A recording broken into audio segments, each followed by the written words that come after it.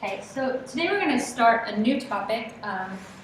We are going to start something called arithmetic. Did I spell that right? I don't think so. Let's try that again.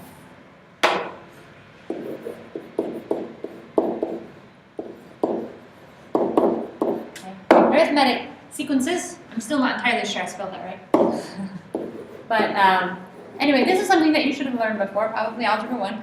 You may have even done some stuff with it in Algebra 2. But arithmetic sequences or arithmetic sequences, I've heard it pronounced both ways. I'm not exactly sure which one is correct. I think it just depends on your preference. So, but basically it's taking a sequence of numbers. Say, for example, I have 19, 25, 31, and 37. So this is a sequence of numbers. And the question that will be posed is, what's the 100th term? Okay? Now, you could just follow the sequence out for the whole term, but that is very tedious. It takes a long time. So what we do is we create a formula for this. Now, what I'm going to teach you today are actually two different formulas. Both formulas are important. My personal preference is the explicit formula, but it seems to me that on standardized tests like the SAT and other ones, they use the recursive formula more often. So recursive, it takes a lot longer to figure out where you're going. So knowing both is advantageous. So with an arithmetic sequence, the big thing about an arithmetic sequence is that the common difference, or the difference between your terms, will always be the same. So in this case, the difference between all the terms is 6. Okay, so we call that the common difference.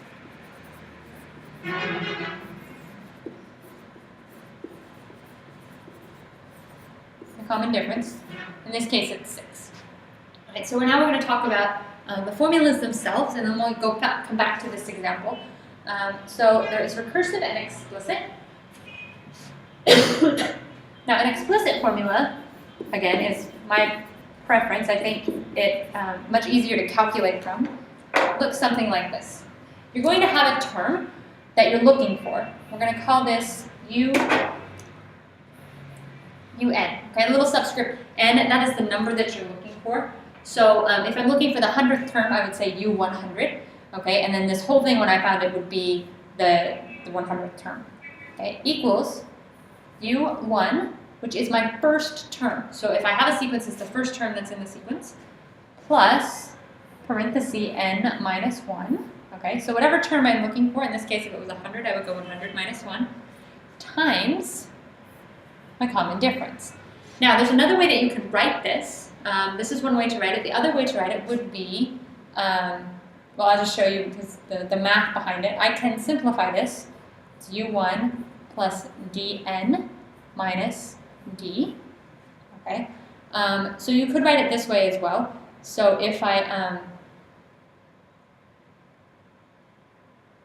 were to take this term, it would be U1 minus d, because this is going to be a number, plus dn. So you can use either this first formula or this one. Both of them, different books will put them in different ways, and I've seen this formula written in 1,000 different ways. So this is just one way to write it. You could either write it as U1 plus n minus 1 times d, or parenthesis U1 minus d plus dn. Okay, and I know this is a formula, this is very abstract. Bear with me for just a second. We'll get to the examples. It will make much more sense. Okay, the recursive formula. With the recursive formula, you always have to have the term prior to it. So if you're finding the 100th term, you actually have to find term 99, term 98, term 97, all the way back to term 1 in order to find the 100th term. This is why I prefer the explicit form. So the recursive formula looks like this, saying, okay, so my UN, so whatever this term is, the n will be the number, so let's say it's, U100, is going to be my first term. Nope, sorry. Looking at the explicit formula. Okay, is going to be the term prior to it, so UN minus 1, plus the common difference. So this is a much more tedious formula to use. Okay. But this is the most common one. This is the one that you will see, like I said, on the SAT and those kind of things. So, and sometimes they'll ask for both, and they will actually use the words, what is the explicit, what is the recursive, so you need to know both.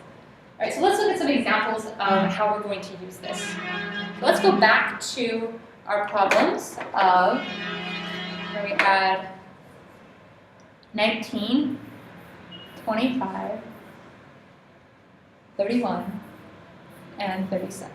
Okay, and we want to write two formulas for this. We want to write the recursive and we want to write the explicit. So the explicit formula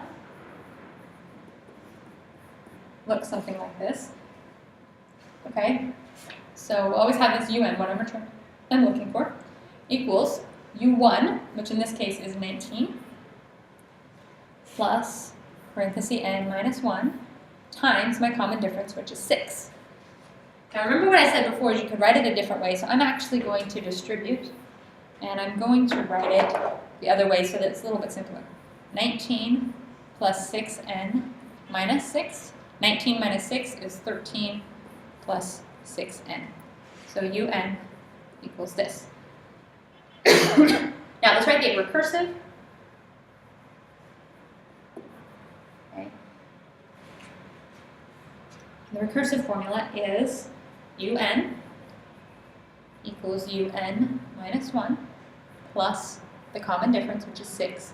You usually, when you do this, want to also state what the first term is, and in this case, the first term is 19. So we have here, this is our explicit formula, and either one of these would work, and this is our recursive formula. Okay? All right, so now that I have my formulas, I would like to find, say, the 52nd term. Okay, and actually on your homework, that's what it asks for, is the 52nd term. So I'm going to use the explicit formula, the easiest one that I found, the 13 plus 6n, right? So un equals this. N is 52, so u52 equals 13 plus 6 times 52. And I need to calculate this, so I need to do that really quick. And a calculator, 13 plus 6 times 52. So the 52nd term is 325. This sure beats having to figure it out all on your own. Okay, I've seen kids that I've taught these lessons to and can't remember the formula, so they will be literally writing out every single term until they get to the one they want to. And there's lots of mistakes that are generally made with that. So, all right, we're at about 7.5 minutes. I'm going to do one more example. We'll try to wrap this up at 10. So, I just want to make sure we have this down. Let's look at another term, or another sequence. All right.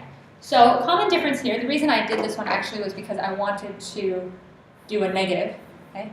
Common difference in this case is a negative 8, all right? I keep going down 8 each time.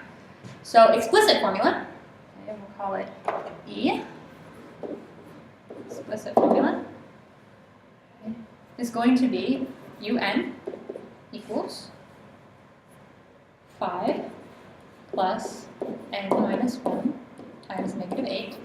I'm going to simplify that. So it's 5 plus negative 8n minus 8. So it's negative 3 minus 8n. Ooh, I made a mistake. All right, negative times a negative is a positive. So this is actually 13 minus 8n. Okay. You also need to find the recursive formula. Recursive. Okay.